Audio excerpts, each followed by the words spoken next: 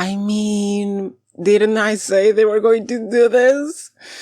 Oh, god damn it. I did not expect them to do another Frank George like this, like second to last episode, but yet here we are. But listen, okay, listen. My hope is that they only introduce like a major player, the engineer, in this episode because he is just another minion. I hope that the disciple, now that we know it's probably a woman, I hope the disciple is the doctor, Dr. Oshoa. But I will be exploring another possibility that we got in this episode, and I hope it's not true. But let's talk about it. Hello everyone, my name is Jo. Welcome back to the channel of Delusional Theories. I've been doing a lot of delusional theories for this TV show, and I will until the end of time. However, today we have juice to discuss. A lot happened in this episode. We got revelations, we got plot twists. Well, did we? Whatever. We got introduced to a new member of the Minion serial killer network. The engineer, which is fucking funny because that guy is a nurse. And I was trying to figure out, like, I spent the whole episode asking questions about logistics because the more we know about this goddamn network, the less it makes sense. Because the nurse is the engineer, right? He's the leak inside of the hospital. Maybe one of them. Okay, maybe one of them. But at this point in time, he is the leak inside of the hospital. He's the one who's been, giving information to the network from the team, from Voit's state of mind. But my question is, and they made a point of saying that some of this stuff happened a couple of weeks ago. However, Dr. Oshoa only started doing like rotation of the nurses after the BAU had the suspicion that someone on the medical staff was giving out information to the network about Voit. My hair looked weird, sorry. Oh my god, it looks weird still. What the fuck is this? Wait. Better. So when the BAU told Dr. Oshoa that someone could be leaking, that she needed to be more careful about her staff, she started interviewing a lot more staff and having them on rotation every 2 weeks. However, the problem with the engineer, the nurse, being the leak that gave the network the information that Voit's memories come back when he sees the person. The problem with this is that this man was not there when the BAU started having suspicion. He was not there. So either the network had someone else infiltrated in the hospital before they started rotating shifts, or it's the goddamn doctor. It's the goddamn doctor. First problem. And I will talk about the doctor and Tessa. I'll get to all of it, okay? I have too many questions before that. First problem is that. Second problem, when they interview the engineer, the nurse, the dude with the cell phone, the chief nurse, I don't know if that's her title, that's what I'm calling her. The chief nurse says, he's an asshole, but his credentials, check up. He was recommended by his supervisor. His supervisor vouches for him. And I was thinking, which supervisor? Was this guy a nurse all along? Is this his day job? And this is why he was able to infiltrate there because he already had a good career and good recommendations from his superiors to, get to that position? Or who the hell was the superior? Was just another network infiltrator person? Or was this guy the nurse all along? And if he's a nurse all along, is he also an engineer on the side? Or is he just called the engineer because he knows how to engineer certain deadly weapons? And also, when the BAU team, finally finds a name for the guy, it's kind of assumed that the name they find for the guy that is supposed the engineer is not the actual engineer, and the actual engineer is the person, the nurse, we've been seeing walking around the hospital for the past 2 weeks. So these are my problems with the logistics of everything. He wasn't there when the leaks started happening, so someone else would have to have been there. And I mean, if we didn't see a minion, can we assume it was a disciple, potentially the doctor? And if he was recommended by his supervisor, who the hell is his supervisor? And is he a nurse all the time? Or was he just a nurse to do this job? And if he was just a nurse to do this job, who the hell recommended him? But we see him doing his little shenanigans, spying on everyone, and he gets a little text message saying, no, it's the time. And in the end, we don't see his face, so we kind of assume that the dude with the gun is him coming to collect Voit. So this is potentially the last minion we're going to see of the network before we get to the disciple. And about the disciple, well, I am trusting Criminal Minds not to pull another Frank Church, because it was already bad enough with this guy that we've been wondering about who in the hospital is leaking information, and they introduced someone in this episode, which again couldn't have been the person who was leaking information before these past 2 weeks. So I have hopes that they actually planned for this and it's not just a person they will introduce in the last episode, because they say that the disciple is potentially a woman named Tessa. I talked about this theory in my previous 2 or 3 videos, the possibility that after Voit left, Cyrus trained someone else, that maybe even while Voit was there. In this episode, Voit says that there was never anyone there, he never met a woman named Tessa, he doesn't know anyone named Tessa, he doesn't know of a woman in those circumstances where she would, pass by Cyrus's daughter. I believe Voit. But there's also things that make me doubt Voit, because I'm gonna point this out, and maybe I will talk about it in a little bit more detail later. But how funny, my dear watcher, how funny was it that Voit was sat in a chair facing Rossi? He folded a little paper triangle like we've seen in goddamn Avengers, and he was literally playing with Rossi. Literally sitting down on a table playing with Rossi. You cannot convince me that that man is on the side of the angels.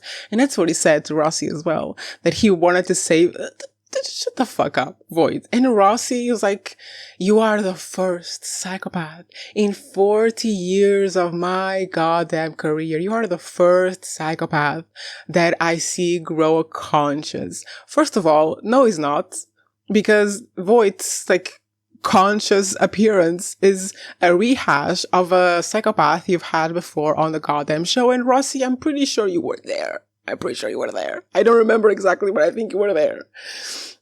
So no, he's not, first of all. Second of all, you are literally being played by Voit with the paper you gave him, with the resources you gave him. Am I the only person reading this? Am I the only person still doubting Voit? But anyway, the disciple is at this point suspected to be this woman named Tessa, who would be about 40 years old today. You cannot convince me it's not a doctor. And I will present you. Because I think if it is a doctor, it's kind of another rehash a little bit. But I think the fact that they've done a similar plot point in the past in the show is proof that they could do it again, especially in this season where they are rehashing a bunch of plots from previous seasons.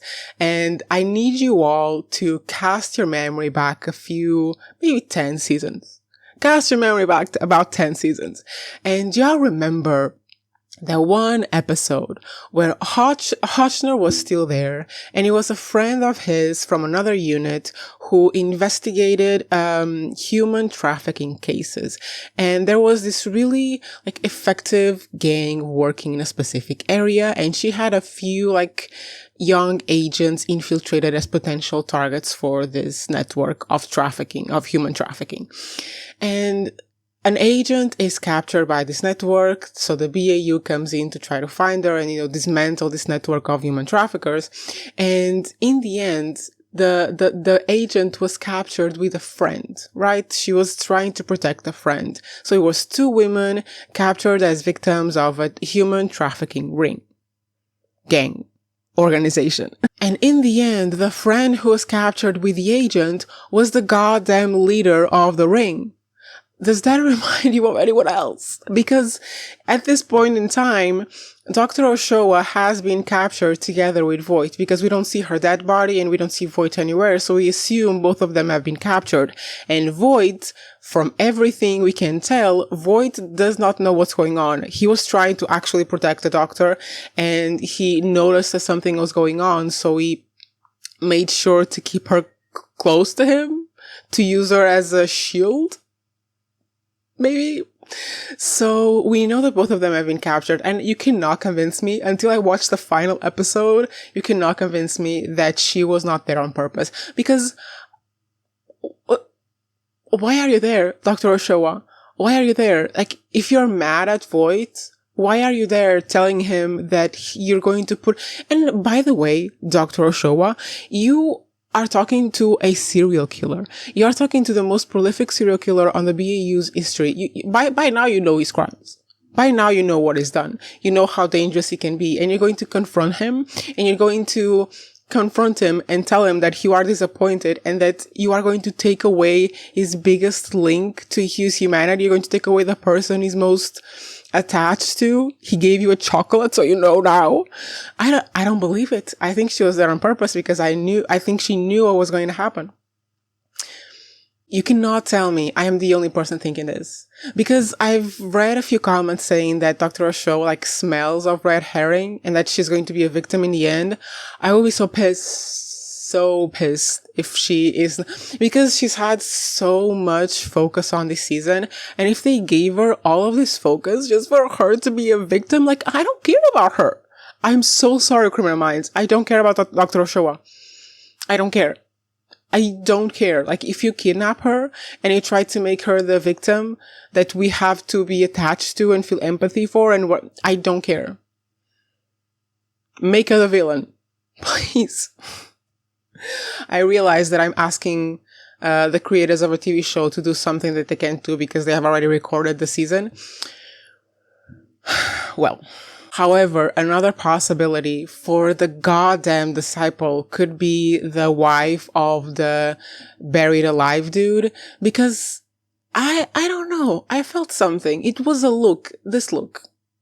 This look right here. What was this? What was this? It was a lot more knowing than just, I have information that can make your life in prison hell. Is it? Better fucking not. It better fucking not. I will be so pissed if it turns out to be one of their wives. But it's one of my suspects. It crossed my mind both times I watched the episode, so I'm putting her on the list of suspects. And who else is still on the list of suspects? Rebecca. I'm sorry, she's still on the list until the final episode comes and I see that it's not her and I see her marrying Tara at the end of the episode. She's there. And also, now that they are going to get married and Penelope is going to officiate their marriage, by the way, perfect person to officiate a marriage is Penelope. The perfect combination of cringy and adorable. That's just the truth. But now that we know that they're going to get married, probably at the end of the season, that Penelope is going to officiate and whatever, that's probably where Reid's vest is going to come in. Because I was expecting Reid to come in this episode because collateral was spelled with a big R. What, by the way, what was that about? What was that about? Tessa doesn't start with an R. Engineer doesn't start with an R. What the hell was the R about? Collateral was spelled with a big R. Why? Am I missing something super obvious? Please tell me in the comments if you know why it was spelled with a big R, because I'm going insane over here. The disciple doesn't start with an R. What is the R for? Recovery? It better not. Regardless of who the disciple... That was a very Portuguese regardless. Regardless. Regardless of who the disciple is, we will find out next season, hopefully. The disciple and the network are up to shenanigans in this episode, and let's break down those shenanigans. These idiots, well, they're not idiots actually, but I want to call them idiots because I don't like them. These idiots start taking out the families. Well, they take out one family, and it's shown that it's the engineer/nurse who is doing this job. He's taking out the families of the captured network members because the price to join the network is to off yourself when you're caught. If you don't off yourself, they're going to kill your family. But that seems like a fair trade. Fair trade.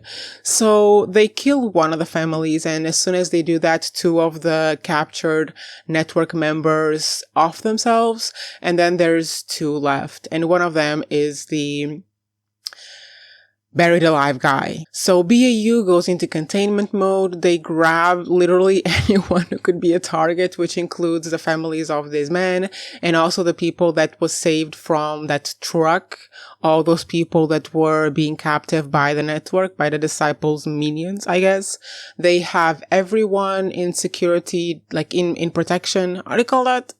They have everyone protected and their house is staked out. Okay. They are handling all the loose hands. And they get the buried alive man to help the BAU because his family is on the run. His family is on the run, and the idiots at the network think, oh, we don't have them, but we can pretend that we do. And the guy that we want dead is sent back to us in exchange for his family. So they send a message to the BAU, and this is another logistical problem for me. And I don't care if you want to hear about this. I'm going to have to break it down because when the nurse/engineer killed the family of one of these unsubs, he only killed the wife and then he kidnapped the son. And they thought initially that he kidnapped the son because he was a schmedophile. And he wasn't. And eventually they figure out that he wasn't because probably he's a she and whatever. But the point is that whoever the disciple is, they sent the kid inside a glass box, inside a wooden box to the FBI. And I need you to consider the goddamn logistics. Because how did they do that? How do they drop off a box at the FBI? And it's a box with a human inside. But surely there are more controls than that, because I was thinking, okay, who delivered it? Someone on a van? How? How did they get inside the FBI, and why wouldn't they be questioned? Was someone paid to deliver it? How did they even do the drop off? Did they just leave the box somewhere and then paid some company to go get the box with a human inside, and then take it to the FBI? Did they send it by post? Like, how would they do that? Because I remember things like this happening in the past in Criminal Minds, and it would be like sketchy little things, and they would have like this whole plot arc of talking to the delivery people and seeing what the hell happened and whatever. And it's just dropped there, and we are supposed to believe that there are no questions to be asked about the means by which it was dropped.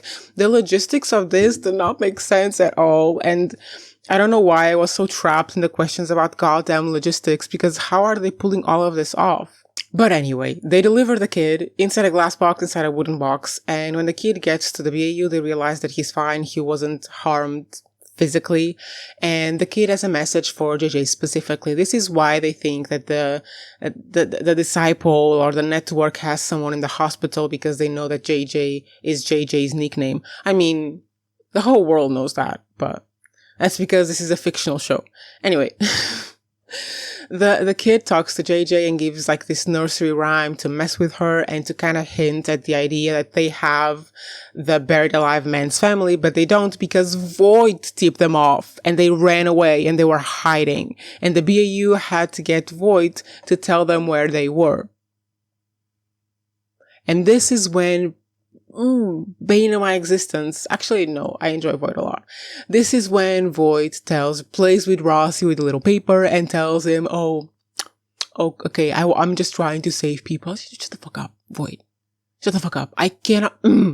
So eventually Rossi gets to him, or Voit pretends that Rossi gets to him, and he gives the password for the phone that he used to contact the family comes back, and blah, blah, blah. So the buried alive man, being pressured by his ex-wife, who could potentially be the disciple, let's see, he gives out the information of the engineer, that this is the guy that provided him with the explosive mechanism for his little coffins, that this was the guy that designed the spider little explosive that we've seen, that this is the guy that designed the little silencer for the current unsub. And honestly, I wouldn't be surprised if the engineer isn't even the current unsub on this episode, because we see the nurse using the silencer to kill the family of one of the unsubs, well, the wife, but it's not explicitly said that he was the one who created the device. So the engineer could even be another minion that we haven't met yet and will meet in the next episode. And honestly, I cannot handle this anymore. But whatever. The buried alive man points to the engineer and tells them as much as he knows, apparently. But the BAU goes on a chase. A chase that turns out to be nothing. And then Emily's like, oh my God, this is what they're doing. They are stretching us thin. They are making sure we are all apart so that we are all dispersed and can't actually protect the most valuable asset, which is Voit. And they go for him. And they got him. And then we're going to see the next episode. And I need you to remember the trailer. I need you to remember the trailer, because in the trailer we see Voit in a orange jumpsuit going to prison. And I mean, that's not a minimum security prison. So what the hell did he do? What the hell is he going to do that is going to be sent to a proper prison in an orange jumpsuit? What did he do? I'm not gonna lie to you. I kind of want to see a season, because this is what I suggested last season as well. Okay. I was talking about this when I was doing my review, that I wanted to see the team being stretched thin, that I wanted to see them being in need of bringing someone back, Reid, possibly Elle, that I wanted to see them lose, that I wanted to see them struggle. And they're doing a little bit of this because Emily figured out that this is the strategy of the network and the disciple, to wear them thin so that they can't fight back when it's really needed, when they go for Voit. But I hope Criminal Minds has the goddamn courage to take this to the next level and actually make them lose, because they have a season 19. There is no way in hell they greenlit 2 seasons at once and the stories are not connected. No way in hell. So what I hope they do is that because Voit is going to be on the bus and is going to be strangling someone. So this is going to be like old Voit back somehow. Maybe this is the goddamn plan of the disciple. Maybe they don't really want to hurt Voit or anything like that. And hopefully the disciple is a doctor. And this is the plan all along. To capture Voit and bring him back to the psychopath he was. What am I doing? And then in season 19 is these 2 people, the disciple and Voit, on the run, committing crimes, creating another network, and the BAU properly struggling and having to pull their shit together, having to bring some guns back to face these really big villains. And honestly, if this was the final season where they bring a bunch of agents back, like Morgan could still come back, Hotchner could still come back, Reid could come back, even goddamn Elle could come back. If they brought back Elle, I would be on the floor. But I hope. With Criminal Minds, I can't think. I have to hope. I hope that they find a way to make the BAU lose. Can you imagine how hardcore stuck to the TV you would be for season 19 if season